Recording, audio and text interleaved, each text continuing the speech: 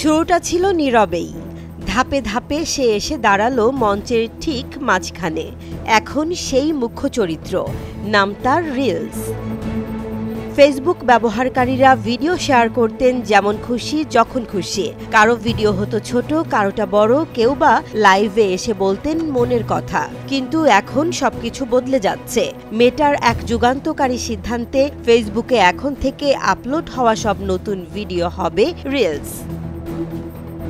মঙ্গলবার এক বিবৃতিতে মেটা জানায়, ব্যবহারকারীদের অভিজ্ঞতা আরও সহজ, আরও আকর্ষণীয় করে তুলতেই এই সিদ্ধান্ত নেওয়া হয়েছে। শুধু তাই নয়, ফেসবুক অ্যাপে থাকা ভিডিও ট্যাবটির নামও বদলে হয়ে যাচ্ছে রিলস। বিশ্বব্যাপী ধাপে ধাপে চালু হচ্ছে এই নতুন রূপান্তর। অর্থাৎ ছোট হোক, বড় হোক কিংবা লাইভ, যে কোনো ভিডিওই এখন থেকে রিলসের ছাতার নিচে। না, রিলস মানে আর কেবল 30 সেকেন্ড বা 1 মিনিট নয়। রিলস এখন এক বিস্তৃত প্ল্যাটফর্ম, যেখানে দৈর্ঘ্য ও ফরম্যাটের কোনো বাধা নেই।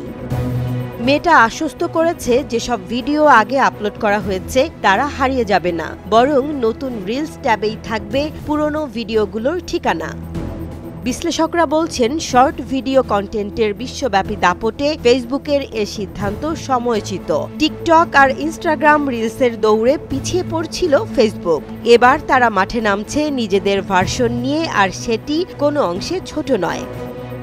এ সিদ্ধান্ত কন্টেন্ট ক্রিয়েটরদের জন্য যেমন নতুন সম্ভাবনা, তেমনি এক নতুন চ্যালেঞ্জও। কারণ ভিডিও মানেই এখন রিলস। তাতে নাটক থাকতে পারে, তথ্য থাকতে পারে, আবার থাকতে পারে রসিকতাও। তবে প্রশ্ন থেকে যায়, এই পরিবর্তন ফেসবুককে টিকটকের মতো তরুণ প্রজন্মের পছন্দের প্ল্যাটফর্মে রূপ দিতে পারবে কি, নাকি দীর্ঘ ভিডিওর নির্মাতারা নতুন আশ্রয়ের খোঁজে বেরিয়ে পড়বেন?